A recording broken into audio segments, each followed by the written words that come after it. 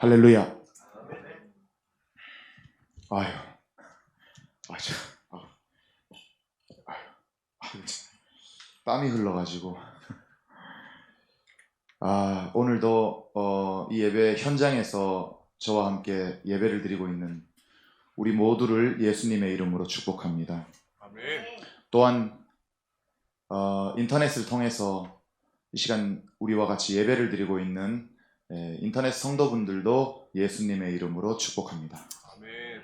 또한 시간이 지나고 나서지만 이 예배를 인터넷을 통해서 접하고 보고 예배를 드리게 될 그 성도님들께도 예수님의 이름으로 축복합니다. 아멘. 광야에서 외치는 자들의 소리라는 주제로 계속해서 아둘람 화요 예배를 이어나가고 있습니다. 지난주에 이어서 이번 주 강사님으로 오신 분은요, 아주 귀한 분입니다. 그리고 제가 특별히 존경하는 목사님이십니다. 가끔 마가의 다락방 기도원에 주차 봉사할 때 마주치기도 합니다. 제가 마음이 높아질 때 항상 우리 목사님을 보면 제 마음이 낮아질 수 있는 그 계기가 되는 분입니다. 오늘 오전에도 이제 잠시 목사님의 교회 사역지에 잠깐 방문을 했었습니다. 얼마나 제 마음이 참 늘 말씀 앞에 십자가 앞에 이렇게 비춰보는데도 목사님 앞에 그 사역지에 섰더니 제 마음이 얼마나 높아졌는지를 또 한 번 실감하는 그 시간이었습니다. 목사님하고 같이 점심을 함께 하려고 점심 약속을 이렇게 하려고 하는데 참 그 생각이 그 마음이 얼마나 어리석은 마음이었는지를 제가 그 교회와 사역장에 가서 알게 되었습니다. 야, 내가 지금 무슨 짓을 하려고 했지 하면서 참 오면서 다시 한번 저를 점검하는 시간이 되었습니다. 서울역에서 노숙인들하고 또 그 노숙인들이 희망과 소망을 붙들고 이제 쪽방촌으로 들어가서 뭔가 이제 그렇게 다시 한번 희망과 소망을 가지고 열심히 살아보려고 하는 그분들과 함께 그 속에서 삶으로 살아가면서 복음으로 그분들을 섬기고 계시는 아주 귀한 목사님이십니다. 아까 교제를 나누는데 제가 이렇게 적었습니다. 제 그 메모지에다가 뭐라고 적었냐면, 목사님께서 뭐 이렇게 은원 중에 이렇게 툭 내뱉은 말씀이시겠지만 아주 저에게는 그 말씀을 탁 이렇게 붙들고자 하는 마음이 생기는 말씀이었는데, 우리는 복지가 아니라 우리는 복음을 전해야 됩니다. 우리는 복음을 전하는 자들이잖아요 하는 그 메시지 가운데 제가 또 한번 이렇게 깊은 그 은혜를 받았습니다. 제가 뭐 길게 얘기하는 것보다 직접 우리 목사님이 나오시는 게 더 유익일 줄로 믿습니다.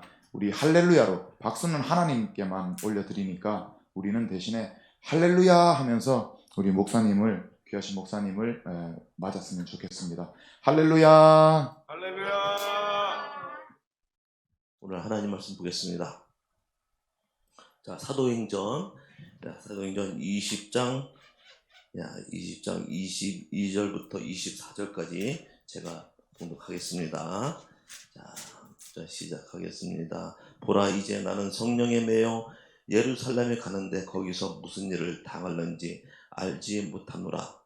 오직 성령이 각 성에서 내게 증언하여 결박과 환난이 나를 기다린다 하시나, 내가 달려갈 길과 주 예수께 받은 사명 곧 하나님의 은혜의 복음을 증언하는 일을 마치려 하면은 나의 생명조차 조금도 귀한 것으로 여기지 아니하노라. 아멘. 아멘. 야, 오늘 말씀 제가 쉬운 성경으로 다시 한번 좀 말씀 한번 전할까 합니다. 그러나 이제 나는 성령의 명령에 따라 예루살렘으로 갑니다. 그곳에서 내게 무슨 일이 닥칠지 나는 알지 못합니다. 다만 내가 아는 것은 어느 도시에 가든지 감옥과 환난이 나를 기다리고 있다고 성령께서 내게 경고해 주셨다는 사실뿐입니다. 그러나 나는 내 목숨을 아깝게 생각하지 않습니다. 예수님께로부터 받은 사명, 곧 사람들에게 하나님의 은혜의 복음을 전하는 일을 다 마칠 수만 있다면 말입니다. 아멘. 아멘. 여러분 깊이 새겨 들으셨겠죠? 아멘. 자, 저는 우리 선교사님의 말씀대로 전 서울역에서 왔습니다. 서울역 가깝죠. 그런데 그 안에 저희가 쪽방촌이 있습니다. 거기서 지금 현재 한 700명 정도의 인원들이 살고 있습니다. 저희 쪽방촌은 여기보다 저희 교회가 이게 한 3분의 1 정도 되고요. 저희 교회가 저희 쪽방은 한 평 반 요 정도밖에 안 됩니다. 그분들이 거기서 먹고 자고 이렇게 생활할 수 있는 공간이 그렇게 좁다는 것에서 쪽방이라 정해져 있습니다. 그 월세는 보통 21만 원에서 35만 원까지 다양하게 쪽방이 되어 있습니다. 저는 그곳에서 생활한 지가 5년 됐습니다. 그곳에서 생활한 지가 벌써 5년 됐다는 게 저희가 전 믿기지 않는데, 저는 그 삶 속에서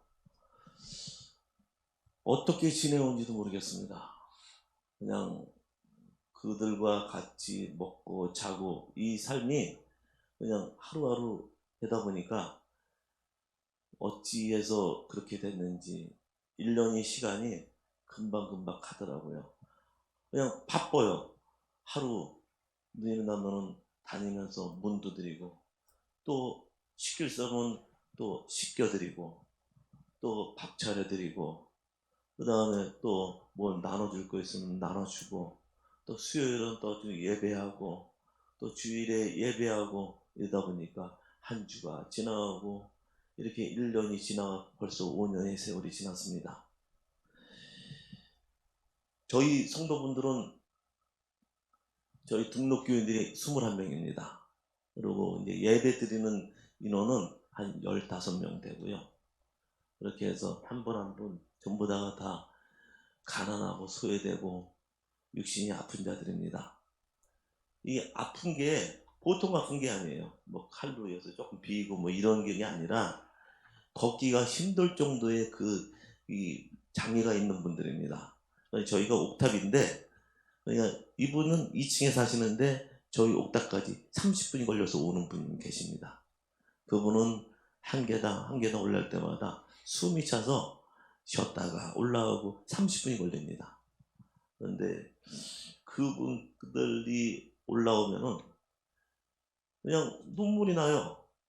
이렇게 어떻게 올라갔지? 한 번은 저희가 옥탑방인데 1층으로 옮기려고 저희가 이제 성도들 이제 예배는 끝나고서 이제 공지사항 드리고 회의를 했습니다. 여러분, 저희가 지금 1층으로 옮길까 합니다. 그랬더니 하는 말씀이 1층은 싫습니다. 전부 다 그렇게 걷기고 올라오기 힘든 분이 반대를 해요. 왜 반대를 합니까? 옥탑인데 이곳은 옥탑이고 그곳은 이전하는데 1층 아닙니까? 1층인데 왜 반대합니까? 하는 말씀이, 한 계단 한 계단 올라올 때 힘들더라도 은혜가 있다는 겁니다. 아멘. 한 계단 한 계단 올라올 때마다 이분이 그냥 힘들어서 올라오는 줄 알았더니 그게 아니었어요. 한 계단 올라올 때마다 기도하면서 올라오는 거예요. 아멘. 한 계단 올라올 때마다 2층에서 옥탑방까지 올라오는데 기도하면서 올라오는 30분 동안의 기도를 하는 겁니다. 저 그거 보고 회의 끝나고 그렇게 울었어요. 내가 우리 성도님도 몰랐었구나. 나는 우리 성도님도 그냥 옥탑이니까 그냥 올라오면 되고 이렇게 되는구나, 힘들겠구나 생각을 했는데 그게 아니었어요. 이분들의 옥탑방까지 올라오기까지 그 은혜가 이분들의 마음속에 넘쳐난 거예요. 아멘. 그래서 1층을 반대한 겁니다. 근데 이분들의 삶 속에는요, 지금 현재 현재 나의 모습이 어디까지 있는가 그 생각을 하는 것이죠. 이분들의 그 과거의 삶은요 힘들었어요. 여기 이 쪽방이 마지막 삶입니다. 이곳에서 삶 속에는요 고통이 있는 거예요. 누구 하나 쳐다보지도 않았습니다. 누구 하나 바라보지도 않았어요. 여러분들 명절 잘 보내셨죠? 이분들한테 명절이란 개념이 없어요. 아, 오늘 그냥 빨간 날이구나. 오늘 쉬는구나. 오늘 회사 사람들이 이곳에 안 오는구나. 오늘 선교사님이 오실 때 마침 그 주변에 회사 사람들, 회사 분들이 점심시간이었습니다. 그 동네가 바글바글해요. 그런데 토요일 오후부터는 명절 때는 사람이 한 명도 안 지나갑니다. 이분들의 삶은 그냥 조용해요. 말이 없습니다. 자그만 방에 한평반에 앉아서 벽만 보고 있는 거예요. 여러분들 자그만 방에 있죠? 한평반 안 되는 방에서 하루 종일 24시간 벽만 보라 그러면 볼 수 있겠습니까? 벽만 본다 그러면은 내 수는 우울증이 걸려버려요. 그리고 이분들은 정신질환자들이 있습니다. 이 알코올 중독이 너무 심해서요. 정신 질환이 돼버리는 거예요. 그냥 옆에서 환청이 들리고요. 옆에서 누가 막 뭐라 그러는 소리가 막 들린대요. 그러면 뛰쳐나갑니다. 막 소리 질러요. 제가 가장 괴로울 때가 있습니다. 저는 새벽이 괴로워요. 새벽에 누워있으면은 막 여기서 고함 소리가 들립니다. 고함 소리가 막 들려요. 여자들 고함 소리, 남자들 고함 소리 들리면은 제 스스로 힘든 거예요. 저분들 어떻게 하지? 저분들 내가 가서 기도해 줘야 되는데 막 소리 질러요. 그러면 뛰쳐나가요. 뛰쳐나가서 막 들어갑시다 그러면은 막 소리 질러요. 우리 목사님 내 얘기 좀 들어보세요. 그럼 한참 들었다면 새벽이 넘어가요.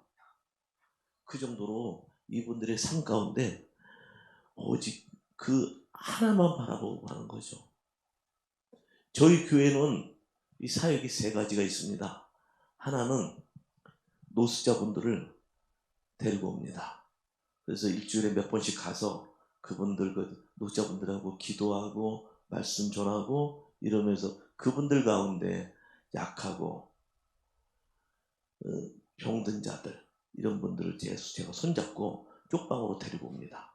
데리고 와서 이분들한테 저희들이 지원을 해줍니다. 방세 지원해주고 그 다음에 밥을 할 수 있으면은 밥솥부터 해서 모든 걸 다 지원해주고요. 정부에서 제공해주는 기초생활수급을 저희가 신청을 해줍니다. 그게 한 2, 3개월 걸려서 나오는데 2, 3개월 동안 모든 월세를 제가 지원을 해주고요. 같이 예배를 드리고 말씀 나누고 이렇게 함께하고 있는 것입니다. 그리고 두 번째는 이 쪽방에서 쫓겨나는 분들이 계십니다. 막 그냥 아까처럼 말씀드렸고 정신이 혼미하고 정신이 사대내서 뺏긴 분들 막 이런 분들은 그런 쫓아내요. 거기 그 관리하시는 분들이 뭐 나가 그러면 나가야 돼요. 그러면 쫓아내면은 어떻게 합니까? 저희가 붙들어서 바로 다른 방으로 옮겨드리고 이렇게 하고 있습니다. 그리고 세 번째로는 저희들이 청소입니다. 저희들이 쪽방 청소를 하면 보통 그 한 평 반, 두 평 정도의 방에서 보통 75리터 쓰레기 봉투가 60개에서 70개가 나옵니다. 그 정도로 방이 엄청난 짐들만 가득하다고 합니다. 그분들은 저장 강박증이라고 여러분 아시죠? 짐들을 밖에서 가지고 온 거예요. 이 짐이 자기한테 소중하다는 겁니다. 너무나 소중하고 그렇게 짐들이 쌓이고 나중에는 그 쓰레기 더미 위에서 자요. 그런데 문제는 바퀴벌레 때문에 그렇습니다. 바퀴벌레가요 워낙 많아갖고 짐 하나하나에 바퀴벌레가 수백 마리 있는 겁니다. 바퀴벌레를 청소를 하려면 우리가 세 팀으로 나눠서요. 한 팀은 약을 뿌리고 두 팀은 쓰레받기에 그 바퀴벌레를 쓸어 담아요. 세 번째로는 바퀴벌레를 일일이 때려 죽입니다. 그 정도로 바퀴벌레가 엄청 많은 거예요. 이건 바퀴벌레가 이 개미들 있죠, 개미. 그 개미들 걸어다니는, 기어다니는 그런 상태로서 바퀴벌레가 너무 많다는 겁니다. 약으로도 안 죽습니다. 그 정도의 그 삶 가운데 있는 분들이고요. 그리고 이제 가장 중요한 거는 저희들이 이분들한테 우리 선교사님 아시겠지만은 우리 마가의 다락방에서 나오는 도시락이 있습니다. 도시락을 일일이 이게 전달해 주는 겁니다. 도시락을 저희들이 전달해 주는데 그 각 공동체마다 있습니다. 이게 각 공동체, 저희 공동체에서는 도시락을 이제 가지고 오면은 저희들이 일일이 문을 두드리면서 다닙니다. 문을 두드리고 다녀서 이분들이 일어나라 그러고 저희들이 전달해서 이분들 직접 전해주는 그 도시락을 전달을 하고 있습니다. 뭐 다른 데서는 뭐 밖에다 걸어놓고 그러는데 저희는 무조건 두드리고 다니는 것입니다. 그렇게 해서 저희들이 이 도시락부터 해서 모든 것을 좀 하고 있습니다.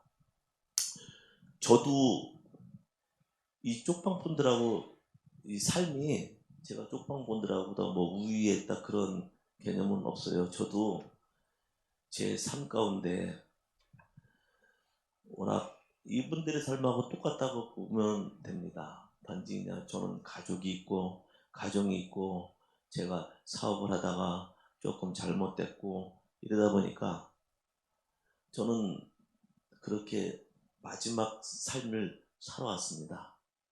쉽게 말해서요. 막 도망다니다가 내 인생에 이것이 마지막이구나.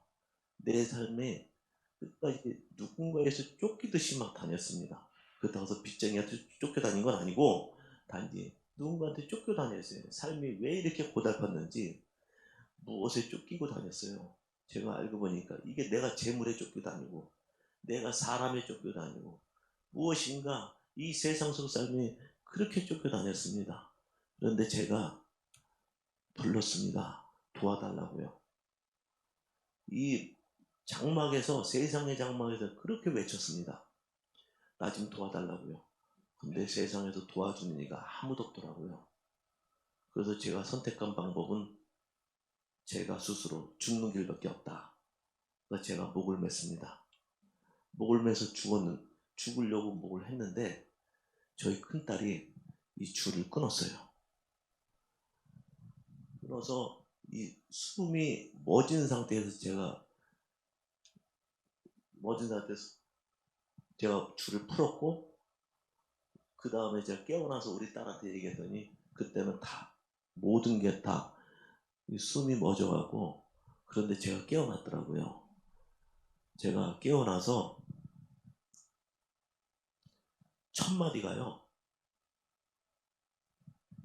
첫 마디가 시편 23편을 외우었습니다. 그때는 제가 믿음이 없었는데요. 제가 시편 23편을 제가 입술에서 나오게 하더라고요. 그런데 문제는 그렇게 입술로 고백한 이가 다시 세상 속으로 들어갔다는 것입니다. 내가 그때만이라도 나는 내가 내 스스로 사는 게 아니라 나는 주님이 나를 살렸는데 그걸 몰랐던 거예요. 아멘. 교회를 다녔어도 믿음이 없었는 상황에서도 주님이 저를 살렸다는 걸 몰랐습니다. 그걸 몰랐었고 저는 단지 세상 속으로 갔다가 제가 젊은 사람한테 이게 온 우측이 전부 다 얻어 터졌습니다. 얼마나 맞았던지요. 이게 함몰이 되고요. 그렇게 해서 길병원에서 전치 12주가 나왔습니다. 12주가 나왔다는 건요. 길병에서 최상이랍니다. 그 이상의 진단을 안 준다는 겁니다. 그 12주가 나와서 그래서 그때 이제 수술 날짜를 정하고 제가 이 수술이 이게 온통 막 심한 수술이 이게 뭐 수술 날짜도 정하고 맛이 힘들었었나 봐요. 그래서 마지막 제가 안수 기도를 받으려고 저 방주교회 박봉 목사님을 만나뵈러 왔습니다. 박봉 목사님 만나서 근데 목사님이 저를 딱 보자마자 용서해야지 이러더라고요. 근데 누구도 다 마찬가지였을 겁니다. 저는 용서한다는 생각은 전혀 안 했습니다. 제가 그때 수술비가요 다 끝나고 나서 1250 나왔습니다. 그리고요 제가 이 수술을요 눈을 빼고 수술했습니다. 이 안에가요 티타늄입니다. 제가요 이 뼈가 막 문드러져요. 그래서 이 뼈가 내가 티타늄으로 수술했습니다. 그 정도로 고통을 받았는데 제가 어떻게 그 사람을 용서할 수 있겠습니까? 근데 수술 날짜가 정해졌는데 바로 병원에 가서 누워있는데 제 마음속에 용서해야 된다. 용서해야 된다. 갑자기 제가 안 보던 성경을 보게 되고요. 막 기도를 하게 되고요. 그날 저녁 때 침대에서 떨어졌어요. 울면서요. 내가 잘못했습니다. 내가 잘못했습니다. 나는 이깟 하나 용서하란 말에 내가 고민했습니다. 제가 잘못했습니다. 제가 잘못했습니다. 예수님은 우리들 죄를 사하시려고 이 땅에 육신으로 나셔서 그 고통에 찬 피와 물을 다 쏟는 고통을 겪었는데 나 하나쯤이야. 내가 용서를 왜 못할까 하는 생각이 딱 들었던 겁니다. 그래서 엎드려서 무릎 꿇고 울고 간호사들은 와서 왜 내일이 수술인데 울면 안 됩니다. 그렇게 사정을 했는데 저는 한없이 눈물밖에 안 나오더라고요. 그래서 제가 수술 받고요. 저 검찰청에 가서 그 사람은 다 용서된다고 다 했습니다. 그래서 다 써주고 용서해라. 근데 그 사람한테 그 얘기는 했어요. 나는 당신을 용서하고 싶은 마음이 없다. 그런데 저분이 용서를 하라 그런다. 나는 저분에 따를 수밖에 없다. 나는 기독교인이다. 나는 예수 믿는 자다. 아멘. 아멘. 나는 당신을 용서해야 된다. 아멘. 그래서 용서했습니다. 용서하고 그 다음 과정이 많은데 그래서 용서해서 박병 목사님 배려로 제가 신학대원 들어갔고 이렇게 해서 왔습니다. 그런데 처음에 제가 그 다비다 집이라는 데 갔습니다. 목사님이 너 다비다 집에 가. 예, 알았습니다. 다비다 집에 가서 거기서 병든 자들 보살피고 영등포 쪽방으로 갔습니다. 쪽방을 갔어요. 가서 섬기면서 느낀 거는 제가 이분들 마음을 몰랐던 겁니다. 내가 어찌해서 저분들을 섬겨야 되지? 하는 물음표가 들어갔고요. 내가 저분들한테 과연 내가 섬길 수 있을 것인가 하는 또 물음표가 또 들어간 겁니다. 그래서 저는 가감히 짐 보따리를 들고 동이처에 있는 고시텔로 들어갔어요. 고시텔로 들어가서 거기서 그분들하고 같이 생활했습니다. 먹고 자고 그 여름에는 워낙 더워서 그 음료수병 1.5리터 병을 냉동실에 넣어놓고 그 차가운 거를 그렇게 덮고 그렇게 잠을 잤어요. 얼마나 더웠던지요. 겨울에는 추워서 이렇게 웅크리고 자고요. 1년이 딱 되는 날 우리 딸들이 왔더라고요. 아빠 이제 들어가자. 그렇게 해서 들어갔습니다. 그랬는데 그렇게 하다 보니까 이제 영등포 쪽방분들을 노숙자분들을 이제 마음을 한 겁니다. 아 이분들 추울 때 이렇게 자구나. 더울 때 이렇게 잘 수밖에 없었구나. 그러니까 제가 너무 미안한 거예요. 내가 따뜻한 방에 자는 것도 미안하고요. 그 다음에 찬바람에 에어컨을 쓰는 것도 미안하고 그렇게 되더랍니다. 그런데 가장 중요한 거는 제가 장애가 있습니다. 오른쪽 귀가 안 들립니다. 오른쪽 귀가 신경이 완전하고 완전 하나도 안 들려요. 제가 오른쪽 눈이 제가 보면은 희미하게 한쪽 눈 가리면은 오른쪽 눈이 희미하게 안 보입니다. 그리고 또 제가 그 메니에르 병이 있어요. 가다가 이게 어지러움 픽 쓰러지는 병입니다. 그래서 그 병들이 있어갖고요. 그런데 이 병이 있으니까 그런데 이분들한테 더 다가갈 수 있다는 거죠. 이분들이 뭐라고 서근서근 그러면은 안 들리니까 더 가까이 가잖아요. 가까이 가니까 너무 좋은 거예요, 제가요. 그렇게 너무 좋은 거예요. 막 가까이 가고 안아주고 그러는 게 너무 행복한 거예요. 그러다 보니까 영도구 쪽방에서 한 3년 있다가 그 다음에 이제 서울역으로 가서 서울역 오게 됐습니다. 서울역 와서 지금까지 5년 생활 이분들과 같이 있는 것입니다. 저는 이분들과 같이 있으면서 제가 말씀드렸다시피 제가 복지가 복지냐 복음이냐, 저는 복음이거든요. 이분들의 삶 가운데 어떤 걸 우리 하나님 말씀을 어떻게 해야 되는 것인가, 그리고 노숙자들을 쪽방으로 보면은 저는 무조건 예배를 드렸습니다. 그렇고 코로나가 그렇게 심할 때도 예배는 우선으로 드렸습니다. 그리고 이분들의 삶 가운데 가장 중요한 거는 이분들의 삶을 주님 안으로 다 데리고 들어가는 것입니다. 그래서 이분들의 희망을 찾게 하시고요. 여러분들은 비록 지금 세상 속의 삶을 살고 있지만 여러분들의 마지막은 천국으로 들어가는 그 삶을 살 것이다.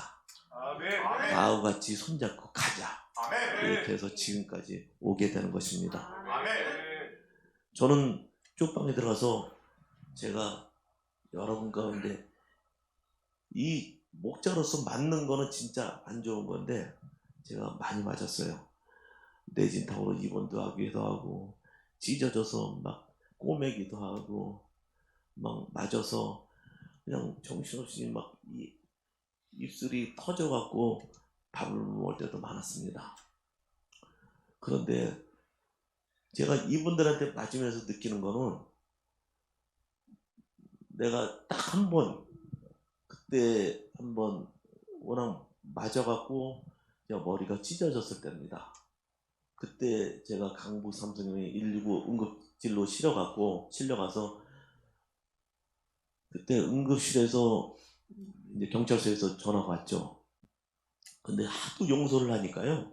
이제 경찰서에서 전화가 오면은 목사님 또 용서하실 거죠? 이렇게 해요. 근데 나는 용서할 마음이 없는데 우선 뭐 이제는 경찰서에서 먼저 전화가 와서 목사님 또 요번에 용서하실 거죠? 그냥 예 알았어. 그러면 서류를 끄며요. 저는 가서 이게 도장만 찍는 겁니다. 그러니까 어쩔 때는 아유 진짜 조금이라도 시간 좀 주지. 시간을 안 줘요. 용서해서 그냥 처리를 끝납니다. 그런데 제가 용서하고요. 그 이제 쪽방에 다시 들어갔더니 그때 이제 그 앞에서 이제 다 본 사람들이 쭉 앉아 있더라고요. 앉아서 그 얘기하더라고요. 근데 목사님은 도대체 그 사람이 때리면은 그냥 그 사람 주먹 쥐고 같이 때리면 되는데 아니 술 먹은 사람 무슨 힘이 있겠습니까? 제가 그냥 한 번 때리면 넘어지겠죠. 근데 제가 다 맞았어요. 근데 거기 보신 분들이 다 그러는 거예요. 아니 목사님은 그 사람보다 힘이 셀 것 같은데 아니 무슨 그렇게 한 대도 안 때리고 왜 이렇게 맞고 있냐고. 목사님은 참 바보 같다고 저한테 그러더라고요. 맞아요, 저 바보예요. 바보예요. 제가 그분들한테 그래요, 저 바보라고요. 그런데 저는 예수 바보죠. 예수 바보거든요. 저 예수 바보기 때문에 때리지 못합니다. 그런데 한 분이 그러더라고요. 만약에 내 아들이 당신같이 목사라면 나는 당신을 목사에서 그만두게 할 것이다. 그러더라고요. 그래서 그 얘기를 들으면서요. 근데 또 한 분이 그러더라고요. 도대체 우리 구지영 목사님은 왜 이곳에 왔어요? 그렇게 맞으면서 그렇게 괴로울 텐데 왜 왔습니까? 그러더라고요. 저는 그분들한테 그렇습니다. 저는 이것이 사랑입니다. 아멘. 남을 용서하고 이분들 섬기는 게 사랑이 돼. 저는 여러분한테 예수님의 사랑을 전화가지고 왔습니다. 그러니 저하고 교회로 같이 가시죠. 그래서 한 분이 교회로 왔습니다. 그런데 참 용하게도요, 제가 맞아도 안 아픈 겁니다. 이것이 무슨 이유인지 아시죠? 제가 심령에 매임을 당했던 겁니다. 아멘. 다시 말해서요, 십자가에 모든 신경을 다 끊어버리도록 십자가에 못 박아버렸더니 이제는 신경이 다 둔해지고 모든 것이 다 분노도 없어지고요, 모든 게 없어진 거예요. 그냥 때리면은 흘러가듯이 이쪽 때리면 좌측 때리면 우측 되고, 머리 때리려고 그러면 머리 되고, 가슴 때리려면 가슴 되고, 다리 때리려면 다리 벌려주고, 뭐든지 이렇게 하니까 이분들이 지쳐버렸더라고요. 이게 때리는 게 아픈 게 아니라요, 내가 저분한테 뭘 잘못했지? 제가 오히려 거꾸로 죄송합니다, 잘못했습니다, 잘못했습니다. 내가 잘못한 거 어떻게 없어요. 내가 잘못한 거 하나도 없습니다. 그런데 저는 그분들한테 잘못했다고 제가 얘기합니다. 잘못했습니다. 잘못했습니다. 제가 무엇을 잘못했는지 알려주실래요? 잘못했습니다. 또 한 번은 제가 밤에 늦게 한 11시 정도 돼서 제가 동네를 한 바퀴 돌아다닙니다. 근데 갑자기 취객이 저의 막 뺨을 그렇게 때리는 거예요. 얼마나 아프던지요. 막 이게 흔들리더라고요. 그래서 이게 왜 그러지? 그랬더니 그분이 너는 왜 나한테 도시락을 안 줘? 왜 나를 차별해? 막 때리더라고요. 최일동 목사님은 도시락을 500개를 줘. 그러는데 차별을 안 줘. 너는 왜 나한테 차별을 해? 막 때리더라고요. 때리는데 제가 그분한테 제가 죄송합니다. 잘못했습니다. 잘못했습니다. 제가 너무 잘못했습니다. 죄송합니다. 그런데 또 누가 신고했는지 경찰차가 왔습니다. 경찰차가 또 와서 그분이 내려서 목사님 어떻게 뭐 용서하실 거죠? 그래서 또 가요 또. 그래서 아닌데 이번에는. 그래서 어떻게 해 또. 알겠습니다. 예.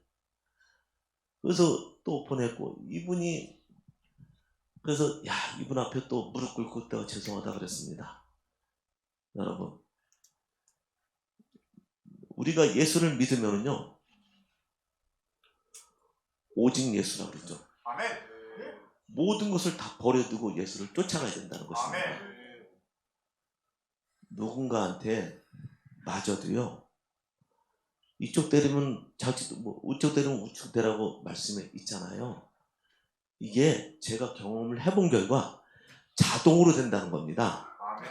자, 한 대 때리면요 이렇게 돼요. 그러니까 이게 참 대단하신 분들이다. 어떻게 2000년 전에 이걸 쓸 수 있을까? 이분들이 참 실험을 해봤나 보다. 이렇게 생각을 해요. 어떻게 이쪽 때리는데 우측으로 이렇게 가요. 그런데 아프지 않는다는 것입니다. 근데 아프지 않는데 한 3일 동안 밥을 못 먹었어요. 그 정도입니다. 그러니까 저는 십자가의 모든 것을 드리듯이 이렇게 하시라는 겁니다. 아멘. 제 생각에는 여러분 가운데 지금 이 자리에 참석했다는 것도 저는 감사하고 자랑스러운 일입니다. 아멘. 우리가 조금 더 앞으로 전진하는 의미에서 제가 이 말씀 드리는 겁니다. 우리는 오늘 본문에 바울은 분명하게 말씀드렸습니다. 우리가 고린도서 11장 보시면요, 바울은 자기가 겪었던 모든 과정을 설명을 합니다. 23절에서 25절까지의 그 과정을 말씀드리면은 자기가 아프고 감옥에 가고 모든 상황을 이렇게 여깁니다. 그런데 바울은 전진할 것이다. 바울은 감옥의 고난을 당해도 전진할 것이다. 아멘. 바울은 다쳐도 전진할 것이다. 이겁니다. 아멘. 오늘 본문 가운데 오늘 본문이 바울은 예루살렘에 들어가기 위한 하나의 그 과정입니다. 에베소 장내들을 두루와에 오라고 해서 말씀하신 이 설교 내용입니다. 마지막에 바울이 이 본문에서 혹시라도 염려했습니까? 걱정을 했습니까? 천천히 예루살렘에 들어가고자 합니까? 모든 고난을 알고 있었으면서도 바울은 24절에 나의 갈 길을 가노라고 말씀하셨습니다. 아멘. 우리가 어찌해야 될까요? 우리는 이 살아가는데 예수만 믿는다고 하면서도 전진을 안 해요. 내가 예수의 군대라고 생각하면서도 아무것도 안 합니다. 낮은 자리로 가라 그래도 낮은 자리 갑니다. 그러나 낮은 자리에 가서 후퇴를 합니다. 저는 이곳에 와서 많은 분들이 다녀갑니다. 많은 분들이 다녀가는데 어떤 모든 것을 주는데 어떻게 주느냐 하면은 그냥 줘요. 그냥 줍니다. 저는 이것이 아니죠. 이분들의 삶을 바라보고요. 이분들하고 대화하고 이분들의 손을 잡아주고요. 그래야 오는 것이 아닌가요? 아멘. 내가 준다고 하면은 저 사람은 그냥 받습니다. 그 다음에 어떻게 할까요? 우리가 그들의 말을 들어줘야 되잖아요. 아멘. 예수님이 그러셨어요? 아니잖아요. 예수님은요, 낮은 자한테 지극히 작은 자의 한 행동이 예수님에게 한 행동이라고 말씀하셨습니다. 아멘. 그런데 우리는 모든 것이 복지로 통해요. 그냥 빵 하나 던져들어도 그냥 던져줘요. 예수 믿으세요. 끝입니다. 그것이 아니죠. 그분들의 손을 잡아줘야죠. 그분들이 마음을 열 수 있도록 예수님의 마음을 그분들의 마음을 간통할 수 있도록 해야 되는 것이죠. 이것이 하나님의 사랑입니다. 하나님은 당신을 사랑합니다. 당신은 우리한테 오십시오. 이렇게 해야 되는 건데요. 우리는 그렇게 못한다는 것입니다. 여러분들 지켜보십시오. 광장에 나가서요. 한 시간만 지켜보시면 우리 믿는 자들이 어떻게 하는지 알 수 있습니다. 무릎 꿇고 가는 자들이 없습니다. 무릎 꿇고 그들을 위해서 기도하는 자들이 없습니다. 단지 앞에 나가서 예수 믿으세요. 예수 믿으세요. 그것이 아닙니다. 이 말을 듣는 자들이 어떻게 하는지 아세요? 노숙인들이 이제는 알아요. 천주교는 어떻게 하면 자기한테 빵 하나 더 준 줄 알고요. 교회 다니는 분들이 어떻게 하면 자기한테 빵 하나 더 준 줄 알고요. 불교에 다니는 사람들한테 어떻게 자기한테 빵을 하나 던져 압니다. 기독교가 온다, 목사가 온다 그러면 필사를 합니다. 천주교는 묵주를 더 올려요. 이런 실정입니다. 우리는 어떻게 할까요? 우리는 믿는 자들입니다. 예수 믿는 자들이 그러면 그들한테 외쳐야죠. 당신은 이렇게 하면 지옥 갑니다. 아멘. 믿어야 됩니다. 아멘. 믿고서 우리하고 같이 갑시다. 아멘. 그래야지 천국 소망으로 살아갈 수 있는 그 소망을 바라고 살아야 된다는 것입니다. 아멘. 이렇게 외쳐야 돼야 되는데 우리는 그렇지 못한다는 겁니다. 아멘. 제가 지금 쪽방에서 많은 이들을 지금 쪽방으로 안내하고 있습니다. 한 번은 인천에서 데리고 오고요. 한 번은 동대문에서 데리고요. 이제는 우리 공동체 성도님들이 전화가 옵니다. 목사님 지금 어딘데요? 여기서 지금 비 맞고 노숙하고 있어요. 어떻게 할까요? 거기 계세요. 제가 가겠습니다. 가서 모시고 옵니다. 목사님 길거리에서 소리 지르고 있어요. 갑니다. 모시고 옵니다. 모시고 와서 이분들 함께 기도하고요. 이분들하고 말씀을 전하는 그 삶을 살아갈 수 있도록 옆에서 막 하고 있습니다. 아멘. 여러분들 어떻게 사시겠습니까? 여러분들 자신 속에 나는 예수의 군대야. 나는 예수 바보야. 나는 그러면서 여러분들 하는 그 행동 하나다. 어떻게 행동을 하시고 앞으로 어떻게 전진을 하냐는 것입니다. 우리가 어떻게 할까요? 이것이 바로 이것이 바로 코로나 전과 후의 모습입니다. 아멘. 이 코로나 후에 우리 교인들이요, 우리 교회 각 교회 성도님들이 다 떨어져 나왔답니다. 이 디지털 시대, 온라인 시대가 되어버려갖고요, 이게 다 떨어져 나왔답니다. 그것은 왠지 아세요? 내가 군대이면서도 군대를 따라가지 않고 뒤에 처져 있는 군인이기 때문에 그런 거죠. 군대라면 앞장서서 임전무태로 일사각오로 싸움을 무섭지 않게 싸워야 되는데, 그 싸움을 무섭다고 표현을 하는 겁니다. 먼 발치에서 바라보고 있는 거예요. 아유, 저 사단이 우리 저다 잡아먹을 것 같아. 아유, 잡아먹으면 박수! 이기는 편이 내 편이야. 이렇게 하고 있는 거죠. 우리는 그렇게 하면 안 되지 않습니까? 아멘. 우리는요, 영적 군대입니다. 아멘. 영적으로 밀고 나가야죠. 아멘. 전진해야죠. 아멘. 그렇다면 어찌할까요? 우리는 가장 첫 번째, 기도로 우선을 해야죠. 기도는 한다고 해서 기도는 안 해요. 우리는 쪽방분들한테요, 다니면서 기도해주고 다닙니다. 어떻게 기도해 드릴까요? 아픈 자들한테 우리 공동체 성도님들이 찬양을 해줍니다. 다니면서 기도해주고 다니고요. 그렇게 합니다. 그분들이 이제는 기도해달라고 무릎 꿇고 있습니다. 이것이 변화입니다. 아멘. 이것이 변화로 가는 겁니다. 아멘. 이 쪽방꾼들을, 그 한없는 마지막 삶을 살아가는 이들한테 이 변화의 과정은 바로 기도입니다. 아멘. 그리고 죽음을 앞둔 분들한테 우리가 스스로 다가갑니다. 병원에서 이 복수가 차신 분이 계세요. 이제는 이분이 병원에서 6개월 판정이 났습니다. 이제는 5개월 지나갑니다. 지나가는데요, 이분들의 삶이 진짜 힘들어요.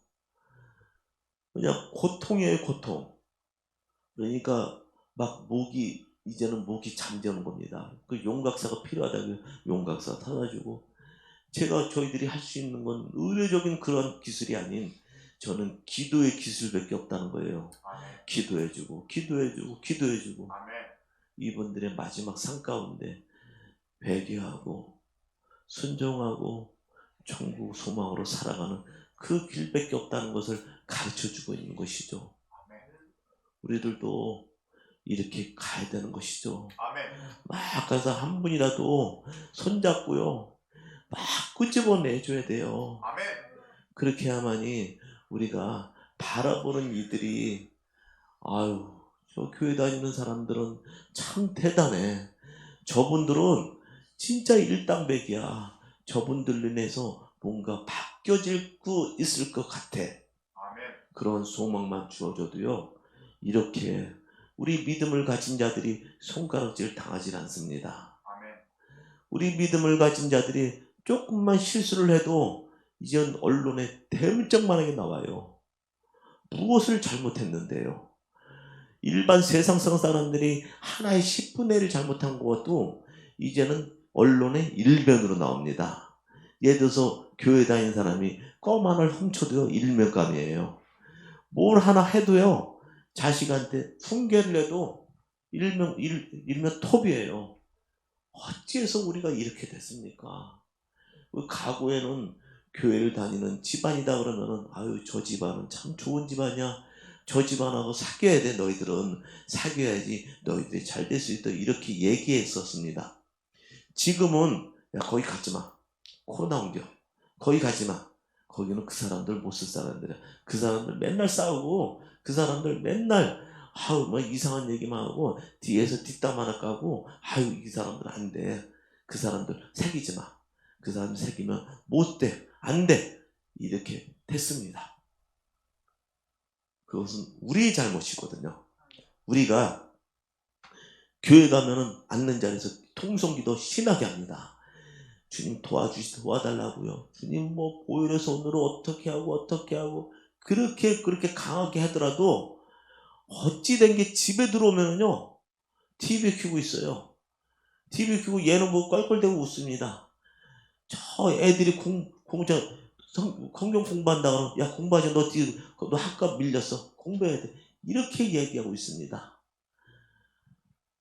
우리 모두가 한 분 한 분 이제는 제자리로 돌아오자는 것입니다. 아멘. 바로 우리가 나갈 방에 정해져 있기 때문에 싸울 수 있는 영적 군대이기 때문에 우리는 가야 된다는 것입니다. 아멘. 우리가 얼마만큼 많이 변할 수 있냐면요. 변할 수 있습니다. 쪽방분들 변할 수 있습니다. 왜 그러냐? 변하거든요. 이분들의 삶 속에는요. 보통 감옥에서 많이 갔다 온 분들이에요. 쉽게 말해서 정가 1범 아무것도 아닙니다. 정가 10범 아무것도 아니에요. 살인범으로 해서 50년 살다 나온 사람도 있습니다. 그분들이에요. 온통 무슨 세상 속의 죄는 다 짓고 들어온 분들입니다. 알코올 중독 아무것도 아닙니다. 알코올 중독으로 인해서 피폐해지고 방 안에서 꼼짝 못하는 분 많습니다. 어저께도 제가 2층에 올라왔더니 발작을 해요. 그랬더니 이게 알코올 중독 금단 현상이라는 겁니다. 그 정도로 심한 알코올 중독자들이 있습니다. 여러분, 알코올 술 먹고서 이분들이 문제가 아니에요. 알코올 중독자는 정신적인 문제까지 뒤따릅니다. 그래서 힘들어집니다. 깨어날 수가 없습니다. 세상살이를 할 수가 없습니다. 저분들을 향해서 손가락질합니다. 저 멀쩡한 사람들이 세금만 축낸다고 말입니다. 여러분 가보십시오. 여러분들 쪽방으로 가보십시오. 이분들 일을 할 수가 없습니다. 자존감이 다 무너졌어요. 눈은 풀어져 있고요. 몸은 전부 다가 다 휘청휘청거리고요. 일을 할 수 없습니다. 어느 것 하나 들 수 없는 사람들입니다. 온통 마음속에 분노만 있습니다. 네가 나를 건드렸어? 네가 나를 왜 건드려? 내 세계에서 그 사람이 왕이니까요. 그 한 평반의 쪽방에서 그 사람은 왕입니다. 누구 하나 한 평반 안에 자기를 건들면은 그 사람은 칼로 쑤시는 그런 동네입니다. 사랑하는 여러분, 이분들을 변화시킬 수 있는 방법은 우리밖에 없다는 것입니다. 아멘. 우리가 나아갈 수 있는, 그래서 변하고 있습니다. 아멘. 제가 우리 공동체의 한 목사님이 그래서 기도를 하고 다니는데 한 분이 우리 건물 가운데, 우리 성교사님은 저희 건물에 들어오셔서 3층에 있습니다. 그분이 정가가 10범이 넘어요. 그분들을 다른 분들이 그분한테 뭐라 하냐면 빵잡이라고 합니다. 하도 감옥을 왔다 갔다 해갖고 빵잡이라고 그래요. 그래서 그분이 저한테도 막 폭력을 하고 저한테도 너 문 잡고 문 안 잡으면 너 죽일 거야 이런 얘기도 하는 사람이었습니다. 그분이 언제 한번 예전에 몇 년 전에 그분 목사님이 실수로 머리에다가 손을 얹었나 봐요. 그랬더니 왜 자기 머리에다 손을 얹었냐고 목사님한테 막 욕하고 막 그런 분이었어요. 근데 저번 주에 옆방에 기도를 했는데 그분이 나도 기도해 주세요. 그렇게 머리 들고 문 앞으로 나왔습니다. 아멘. 제가 그 모습을 보고요. 어찌 이런 일이. 주여 감사합니다. 아멘. 제가 그분한테 그 심한 욕을 들었는데 그 욕이 다 잊어버렸어요. 막 그분이 내가 그분 뒤에 이렇게 뒤를 봤다니까요. 저분이 혹시 날개 달린 천사인가? 날개가 부러졌었나? 이렇게 봤었다니까요. 얼굴이 갑자기 선해진 겁니다. 이제는 저를 보고 웃어요. 그렇게 인상 쓰고 욕하던 사람이 그 기도 한 번에 웃어요. 아멘. 그러니까 너무 좋습니다. 아멘. 이렇게 변해가고 있는 것입니다. 사랑하는 여러분, 제가 이 말씀은 안 하려고 했는데 이곳에선 죽는 이들이 많습니다. 그냥 문을 두드리고 문을 대답을 안 하잖아요. 문을 딱 열면은 차디찬 시신으로 변해 있습니다.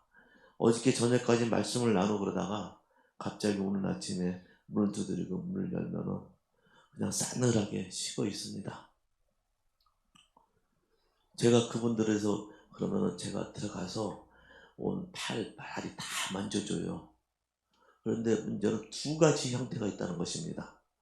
한 분은 저희 교회에서 아니면은 저희 말씀을 전해서 우리가 성경 속에서 이렇게 말씀 속에 살아온 분들하고요. 세상 속에서 그렇게 거부한 사람하고 그 죽은 모습이 틀리다는 것입니다. 그 거부했던 사람은요, 주먹을 움켜쥐고 인상을 쓰고 죽어요. 그렇게 온 그 삼라만상 뭐냐 무슨 세상 속에 무슨 고민이 그렇게 많았는지 막 찡그리고 죽어요. 그런데 우리하고 가까이 있던 사람들, 말씀 나누고 그렇게 했던 사람들은요, 방 안에서 편안하게 소천합니다. 이것이 바로 두 모습이에요. 그래서 우리 말씀이 얼마만큼 귀한지 우리는 알 것 같습니다. 제가 한 분은 저 순천향병원에 자주 갑니다. 보통 이제 암에 걸리신 분들, 이런 분들은 이제 순천향병원에서 많이 치료를 받는데요. 한 번은 이분이 저하고 만난 지가 거의 한 2년 가까이 된 분이었어요. 이분은 그냥 스스로가 그냥 그 방 안에서 막 가둬둘 생활을 했던 분이에요. 말도 제대로 안 하고. 그래서 허리 아프다길래 제가 수술시켜 주려고 했더니 도망을 갔어요. 그러다가 저 길거리에 쓰러져갖고 그 병원에서 강제 수술을 시켜줬습니다. 그런데 수술하는 과정에 암이 발견됐습니다. 그래갖고 암이 발견돼갖고 저희 쪽방으로 왔어요. 그래갖고 제가 이제 계속 섬겼죠. 섬기다가 마지막 들어가는 병문 앞에서 자기가 먹고 싶은 게 뭡니까? 그랬더니 설렁탕이랍니다. 설렁탕을 다 먹이는데 그렇게 울어요. 아니 왜 우세요? 그랬더니 저희하고 같이 기도하고 그러면 분명히 삽니다. 왜 우세요? 그랬더니 그분이 그러더라고요. 자기가 50평생 이렇게 목사님한테 이렇게 대접받은 거 처음입니다. 감사합니다. 제가 목사님한테 어떻게 갚을까요? 아닙니다. 이렇게 말씀하시는 것도 전 갚은 겁니다. 제가 도와준 거 아닙니다. 이렇게 하나님이 이렇게 우리 성도님을 위해서 하라고 저한테 명령을 했길래요. 저는 심부름꾼밖에 안 됩니다. 항상 기도하고 말씀 안에서 혹시 병원에 들어가시더라도요. 제가 성경 쪽을 해줄 테니까 성경 말씀 읽으면서 이렇게 하세요. 그렇게 해서 보내드렸습니다. 그런데 제가 6월 달에 병원에서 전화 왔습니다. 목사님, 이분이 임종 시기가 다가왔습니다. 제가 들어갔죠. 들어갔더니 이제 그 간호사실로 침대를 끌고 나왔더라고요. 그래서 이분 앞에, 그런데 이제 이 항암 수술을 했더니 머리카락이 다 빠졌더라고요. 바짝 말라있고. 제가 그분 이제 영접 기도를 드리고요. 귀에다가 마지막으로 얘기했습니다. 천국에서 만나자고요. 천국에서 만납시다. 천국에서 만납시다. 천국에서 만납시다. 그렇게 얘기했습니다. 그랬더니 만약에 아멘할 힘이 없으면 눈을 2번 깜빡이세요.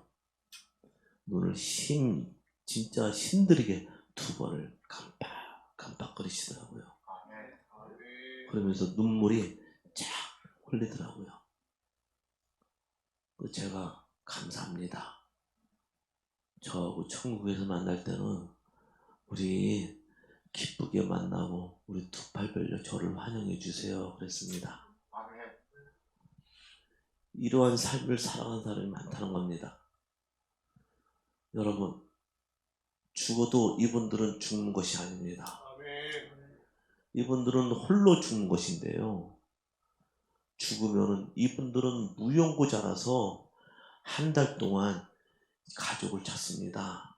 그런데 가족이요, 99%가 시신 인도를 거부를 합니다. 그런데 제가 안타까운 겁니다. 나는 이분의 삶까지 어디선까지 내가 했을까? 나는 마지막까지 하고 싶었거든요. 마지막까지 보내드리고 싶었거든요. 그런데 저는 그 이분들이 소천한 순간까지 거의 성까지더라고요. 그래서 가장 안타까운 겁니다. 그래서 제가 이분들이 삶을 가질 수 있을 때까지 제가 최선을 다하는 것입니다. 이분들한테 마지막 소명을 갖고 이렇게 하는 것입니다. 한 분이라도 제가 보내드리고 싶어요. 사랑하는 여러분, 우리의 삶은 무한한 거죠. 유한한 거잖아요. 무한한 삶을 살아가려고 우리는 그렇게 애쓰는데도요, 예수를 믿으면 천국 소망으로 갑니다. 우리는 영원한 생명을 얻습니다. 무한한 삶을 살 수가 있다는데 저분들은 저분들의 삶 가운데 유한한 삶을 살려고 노력을 많이 하고 있습니다. 저도 아픈가 합니다. 저도 내 가족이 있습니다. 내 딸들도 있습니다. 그런데 저도 가정으로 돌아가고 싶습니다. 저도 외로움을 느낍니다. 저도 쪽방에서 목회를 하면서요, 저도 외롭습니다. 그러나 목자가 외로우면 안 되거든요. 목자가 가정을 우선으로 두면 안 되거든요. 목자는 양들과 같이 있어야 되잖아요. 근데 양이 저렇게 아파요. 양이 막 털이 빠져요. 양이 못 먹습니다. 그러면 어떻게 해야 될지. 그러면 양들을 막 다급해서요, 막 푸른 초장으로 데리고 가려고 노력하는데요, 그게 힘들더라고요. 막 그냥 데리고 가려고 해도 이분들의 삶 가운데 워낙 제가 데리고 가려도 제가 부족해서인가 봅니다. 사랑은 많은데요, 내가 기도가 부족한지 이분들의 삶 가운데 막 뒤떨어지는 것 같고, 요새는 그런 마음이 많이 들더라고요. 여러분, 기도해 주시기 바랍니다.